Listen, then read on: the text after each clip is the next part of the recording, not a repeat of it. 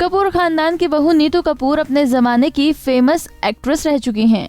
आज भी नीतू कपूर फिल्मों में एक्टिव हैं और अब तो वो बतौर जज रियलिटी शो में भी नजर आती हैं। नीतू कपूर के पति व एक्टर ऋषि कपूर साल 2020 में दुनिया को अलविदा कह गए।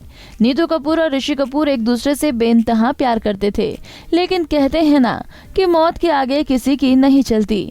पति की मौत के बाद भले ही नीतू कपूर ने काम में वापसी कर ली है, लेकिन अब भी वो उन्हें बहुत याद करती हैं।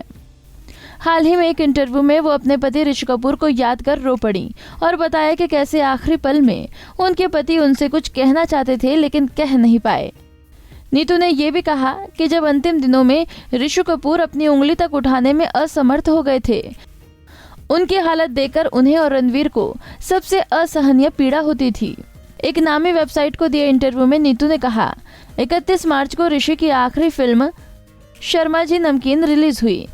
13 अप्रैल 1979 को हमारी सगाई हुई थी। 13 अप्रैल 2020 को उन्होंने मुझसे आखिरी बार बात की थी।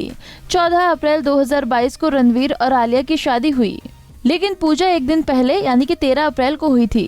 13 अप्रैल 2020 को ऋषि वेंटिलेटर पर चले गए थे। उसके बाद हमारे बीच कोई बातचीत नहीं हुई। उन 2 सप्ताह में ऋषि वेंटिलेटर पर रहे और हमारे बीच किसी तरह का कम्युनिकेशन नहीं हुआ। आगे नीतू कहती है कि हमारे बीच कोई इंटरेक्शन नहीं था।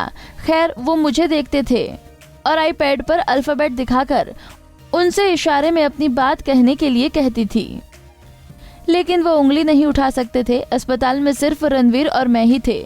हम दोनों के लिए ही ऋषि को इस हालत में देखना किसी त्रासदी से कम नहीं था। वो इंसान जो बहुत कुछ कहना चाहता था लेकिन कुछ भी बयान नहीं कर सका। मैं उस हालत में उन्हें देख नहीं सकती थी। आखिर में नीतू कपूर ने यह भी कहा कि उन्होंने ऋषि के साथ जिंदगी के 40-45 साल बिताए हैं, तो ऐसे में उनके बगैर रहने की आदत डालना बहुत मुश्किल है। बता दें कि ऋषि और नीतू ने 22 जनवरी 1980 को शादी की थी। दोनों के 2 बच्चे, बेटी रिद्धिमा और बेटा रणवीर हैं। 30 अप्रैल 2022 को कैंसर से जूझते हुए ऋषि कपूर का निधन हो गया।